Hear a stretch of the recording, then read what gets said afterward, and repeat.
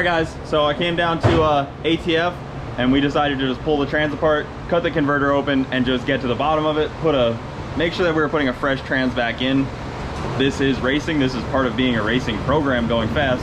You pull the trans apart. I mean, when you were racing, you probably pulled yours apart pretty frequently. Before every trip. Yeah, exactly. So I am a training guy, so. The fact that this has been in here for 6 months, probably 80 passes, God knows how many trans breaks, 2 steps, launches, backup, all that. And look at how good all the clutches look. So first gear clutches right here. That's high gear. High gear. This is reverse and trans brake, and that's your low gear band. Low gear. It's all weird looking if you're not used to transmission stuff. But power guides are simple though. Basically, you would see scoring and heat on this. Yeah, you see them black red. and burnt. Yeah, this is exactly how it just came out of my transmission. Right, it's literally brand new. And it looks all great still. I mean, that's not even, you wouldn't even replace that. No, you put that right back in. Yeah, keep on going. That's probably good for another 100 it's done. Yeah, I was gonna say it's done 50 at this point, and we're gonna turn it up and do 50 more hopefully before it comes back out. Right. But definitely happy with that. The trans has been performing great. I am actually really glad to come down and see the facility and finally get to shake hands with the people that such a huge part of the racing program. So that's cool. Let's go over what we did find wrong. Yeah. So we found that a few things. Yeah. You would probably explain it better than me. You can definitely explain it better than me. The dump valve was leaking slightly, enough to where the converter pressure was too low for what we were trying to do. That's why it was revving out so high. And when we initially talked on the phone at the track, that was one of the things you told me to try and check, and I was messing with it, but I couldn't figure out how to really tell. When the car's off, you can't do anything, and when the car's on, you can't hear anything. I always recommend whenever you're using a dump or a regulator to have a transducer on it, recording it so you can see it. So if something does happen, you know something happened. He did tell me to do that. I didn't listen. So, I mean, after taking the tranny apart, seeing all the clutches fine, we go into the planetary, we find that the flush washer is broken. So we know, we can see the blue on the washer. We know the planetary was starving for lubrication. Yeah. Gears aren't damaged, all the gears are still perfect. But as soon as I see a flush washer, I know that I was probably running short on lubrication, which is converter charge goes to the cooler, back in, lubricates. And not because it was low on fluid, but because the dump was somehow bypassing the fluid. So we've tested the block. Obviously there was something bypassing. I'm not sure if it's in the valve, but I'm thinking that it's this O-ring. Maybe it got really hot and there's no tension on it now, and it was enough for it to bypass just enough. We checked the regulator. Here's the regulator that we took out. This is the part that sets our high pressure, and we can push and we see the valve, and it takes a lot of force to push that open. So we know we're not bypassing here. That's not the problem. So we're thinking that the culprit somehow is in this dump valve or block, and once I get it cleaned up and get it on the machine and test it, we'll get to the bottom of what it is. Yep. This is the first one I've ever had any trouble with, and we sell a lot of these. You know, to also add to this, you have told me I sit on the trans brake too long. Yeah. But racing, that happens sometimes. And that's one of the reasons we want the dump, is to get that pressure out to cut down on that temperature. So inevitably, even if with this dump gets us down to what, 10 or 15 psi, that's still a little bit of pressure, right? It's still going to make some heat, but nowhere near what it would make if it didn't have the dump on. Yep. You know what I mean? Yeah, with my combo, it would be almost impossible to spool the turbo. Right. All the 2J stuff that I have, Larry Drag's car on the corner has the same system. I mean, I've got... Sure, Pedro probably has one on it. I mean, everybody has the same setup. Yep. And they work flawlessly. But, if there is something that I can learn from this and make better, that's what we're going to do. I mean, that's... Parts tester. Somebody's got to test these parts to their absolute braking limit. Right. And then that's the only way things change or get better or you learn stuff is by breaking stuff. Right. And that is racing. If you're not breaking stuff, you're not trying hard enough. That's for sure. So, I mean, I'm really glad we pulled the trans and got it a clean bill of health too.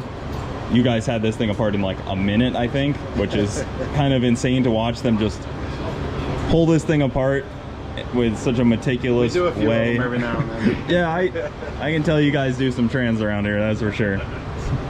Man, huge thanks to ATF for doing this. So I guess what's the next step? We just test the block? Yeah, we're gonna get the block figured out. We'll get the guys getting the transmission toss back the stuff together. back Put in, all new seals in and stuff. We'll reuse the clutches. We gotta, obviously I gotta pull the planetary apart, rebuild that. That's gonna take me a little while. Get that guy back together. Yeah, get some fresh brand new thrush washers in there. And then we really need a dyno tested. So for this to all happen today, it's probably a lot. Well, unfortunately, so that's okay. I mean, it is, you know, it was on fire, and I want to make sure that when I'm done, this thing's got a clean bill of health, everything's working, and we'll get you dialed back in. Perfect. And I really want to make the torque converter bolt together. That way, next time, I like the sound of that. We can go in there, we can tweak it, we can see it. You know what I mean? If you have a question and you're 1,000 miles away, you can just. If I hopefully add an extra 400 horsepower at some point, we can change it up a little bit without having to bring it down here, cut it open, and do that whole 9. Yeah. And it ends up being a little lighter too. And both together end up being a little lighter. It's billet too, right? It's half billet. Half billet. That's always cool too. Yeah. All right, so we're gonna get this stuff, you know, started, and then we'll come back to you guys when we have some more knowledge for you. All right, so here's the converter. It got very warm as well. It got a little blue over here. Everything in it is perfect. You're gonna have to take my word for it, because we got some secrets in there that we sure do. There's a lot of 2J guys out there. We're not trying to show all the magic converter secrets. That's what Victor always called this, the magic converter. And it definitely has been working magic for us, because it's 60 foot's really hard. Mile per hour's up top. We haven't dealt with spinning issues or wheeling issues. It hooks great. It works. Converter's so key to this whole thing. People don't realize. Yeah, 2Js like to be high up in the RPM, so it's a little tricky to get them to stay above that 8,000 mark. You know what I mean? And that's what we're always striving for, to keep them in that sweet spot. So, so we're gonna revamp this thing, make it a bolt together. So let's go check out the bolt together stuff. Yes. That we're gonna convert it to jewelry. So guys, this is the nice jewelry we're gonna be going to. Man, that looks so good. Like people always say, it's a shame that they go so hidden, because they're so nice looking. So we're gonna basically weld the old stuff to this and put it all back into a new housing, and then it can be serviceable. It can be checked easily without, you know, having somebody with a converter cutter. I guess you would have to cutter and a welder. A cutter and a welder, yeah. With a bronze pilot, so you don't have to worry about it galling, sticking in the crank. Yep, that's a really nice piece. Dang. This stuff is all super nice. Bolts on, so you can change the length if you need to. That's the best. When I heard this car, it always comes back a little better. Like I, you know, heard the turbo, got a better one. You know, beat up the trans a little bit. Now we're gonna upgrade. Gotta just keep progressing. Well, this will cool down faster for us too. So if we get some kind of blower fan or something under the car that with some PVC or something, that we could just shove it under there and have it blow right on that converter. 15 minutes, that thing would be a lot better. Perfect. So I'll mock up something like that, so where I can just kind of we use like a leaf blower. Yep. I even bring one with me. Put a 90 on it and just shove it under there, and it blows right up on the converter. That's the cheap way to do it. That's the guy that only brings a battery powered leaf blower to the track like me trick. Yeah, I'm perfect. So we're gonna put all this stuff back together and stab that trans in, and we'll be back at the track before we know it. So this is some of the tester equipment, and this, I gotta say, it looks like you had to modify and make most of this. I did. To do what you needed it to do, which is, you know, they don't just, not just everybody's buying training equipment like this, so. No, it was very expensive, and the plates that came with it were like $2,000 a piece per transmission model, so I decided that I would just CNC out some manifolds and some blank plates, and I would just take cases and chop them up and make them work. And I mean, I think it's actually better, because now you're putting the valve body or the solenoid pack, whatever it is, on a case. The way it fits, the way it works. You don't have any other variables. If you made a plate wrong or something, it might cause a different reaction. But so this is for the solenoid. Yeah, this is a solenoid. We messed up. Right, so we could test the solenoid or the dump regulator block in here. We set all of our regulators with this. We run them in here, and we can set our our pressure to 75 to 105, depending on the motor application and stuff like that. So this allows us to test all that stuff and make sure that it's working before it goes on the transmission.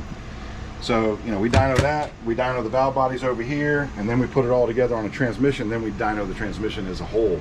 So usually by the time we're done, we're pretty thorough and we know out that everything's working. Yep. And you're not, like with my solenoid that was having problems, you're not just gonna throw it away. You're gonna test that. You're gonna figure out what was wrong. I'm gonna find out what's wrong with it, why it happened. Exactly. And when I figure that out, we'll assess whether it's something we need to implement in all the future ones or not. So we're always looking. We definitely do not want to put out product that does not work at all. And it's the only one that's ever happened. So far, yeah, it's an isolated incident. I've sold many, hundreds and hundreds and hundreds of them. So it's definitely an isolated event, and that's why we want to get to the bottom of it. Yeah. Well, a lot of companies would just throw it away and be like, oh, you know, it happens. We'll just put a new one in. We like to know what make things work and not work. You know, if there's something wrong, we want to know if we did something wrong in the manufacturing or the machining, or if it's something in the valve, or if it was just something that was temperature related that got really, really, really hot and damaged something, and that we need to know that there's a limit on that. And if it is, you know, we'll make sure that, hey, if your training gets 300 plus degrees, make sure you put a new solenoid or a new valve. You can tell me if it was my fault. I get it. I break everything. I'll break that car in ways we didn't think it was possible. Temp kills. Yeah. So temperature. But yes, it is. The green Mustang is what got me. It is racing. Your other guy, Brett. He's who burned me down twice, FL2K and then TX2K. Well, we're gonna have to talk to him real quick. But I mean, it's like you said, I could have gotten off the gas at any time. Yeah. Well, I mean, obviously the dump is there to eliminate that heat and stuff like that. So I think it was doing its job. It was just doing it too good because it was dumping all the time. We just never could get it to come back. So takes us again back to getting a transducer on there and monitoring it, seeing something like that, because that was the first question out of my mouth was, hey, what was the pressure? Because if we saw the pressure, we would know immediately where to go, and we could have probably capped it or something just to get by. But from here on out, you're going to have an extra dump with you, so if it is a question, you just swap good to know. Yeah. And we move on. Because if we had known, if we had the right data, we could have fixed that very easily. The first time, right? And my car wouldn't. And when I called, everybody that was the first thing you said. Honestly, it was not that bad, and it was a pretty funny video. Fire's scary though. I don't like fire. Yeah, I don't either. Fire suppression is great. Yeah. But perfect. So we're gonna throw the trans back together. You guys will have it for a few days, and then I'll just take the ride back down here and come pick it up, because that is the beautiful thing about working with a company based in the same state as you, because I don't like shipping companies. Right. And then we can we're here for you. Hopefully we can put it on the dyno when I'm here. Yes, most definitely. So that's what we'll do. We'll get it all ready, and then we'll have you bring it over, and we'll run it through the dyno, and we'll show you the charge pressures and how everything works, and maybe everybody can learn something off of it. Can we show that dyno? Because I really want to tell them it's a little rough right now. That's okay. We're wiring up the fuel tech, but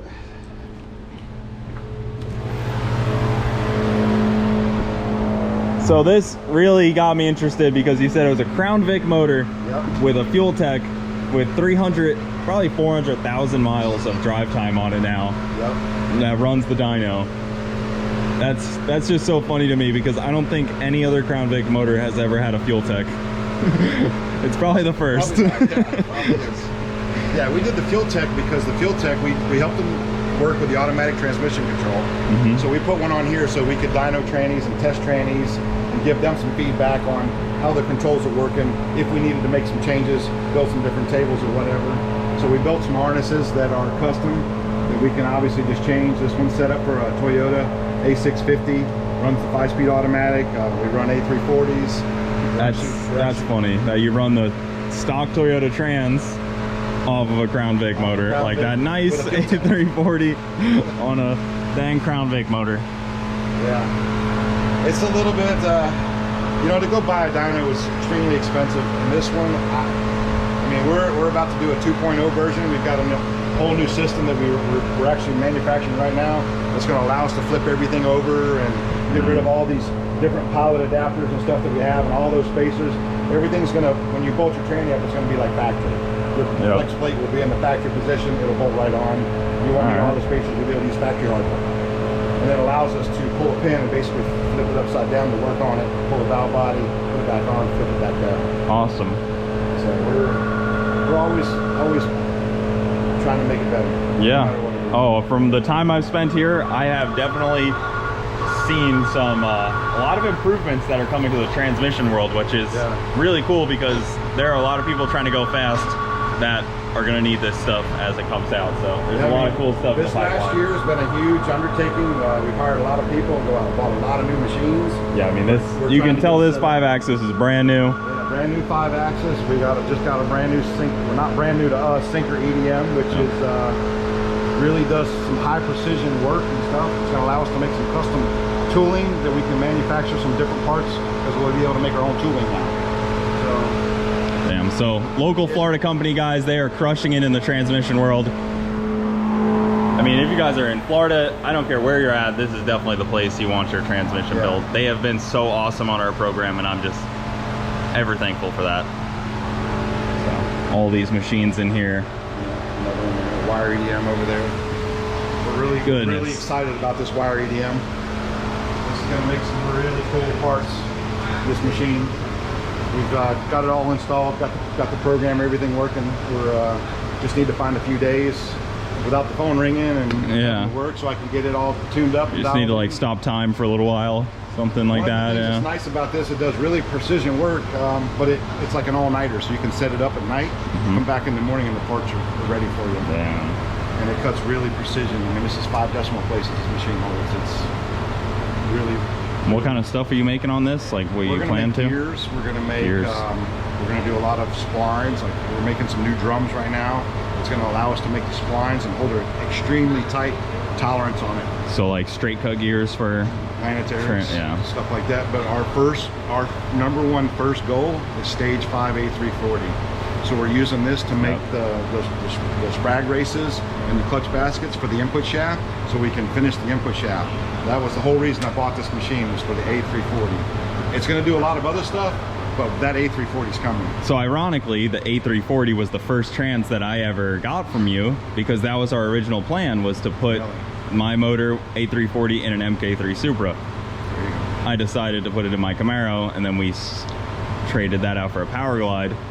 And I love Power Glides. I like 2 gears. I like simple, but the A340 stuff is so cool for if you're trying to cruise on the highway and actually use your car as a street car like Pedro was doing. The A340 is a badass tranny. That's why I love it. I've been building them for probably 20 years, and we're actually going to have those things coming out soon behind just about every motor you can imagine. SR20s. Dang. I mean, we've already have them all modeled. I just got to make a few different adapter plates and stuff, and we can be able to put that thing behind, you know, the Nissan K-Series KA motors and SR20 motors, and you know. So watch for the A340 world, because that trans, if you're trying for an auto with overdrive, you're saying it basically doesn't get any better. Right, it's super compact, it's small, lightweight, doesn't rob any power, fully rollarized. I mean, it's a badass little tranny. All right, well, I mean, you're kind of opening up my eyes to a trans I never really thought about using in anything. Everybody thought the 340 was garbage, but I always loved them, and it took us a few years to really perfect them and get them where we have them now. But we definitely love that training. Now we're just looking to source something from the States that's a little easier to get as cores. So we're looking at some of the 4Runner stuff, and where we can get those units and build them and put them behind all these other applications. All right, heading out. ATF guys. These guys are awesome. The people there are so cool. Such good people. I even got a locking dipstick from them. So look forward to that. Won't be spraying out in the case of a failure, but we're pretty confident we got it figured out. So they're gonna put it back together. I'll be back down here probably the end of the week or maybe next week, and we will be back at the track. Hopefully going fast again. That's the goal. Jess and Henry are sharing a little bit of watermelon here. Bowser's just watching. Millie's smelling something. Jess, why do you keep moving it away from him? Oh, messed up. You know he's slow moving. Oh, what a bully.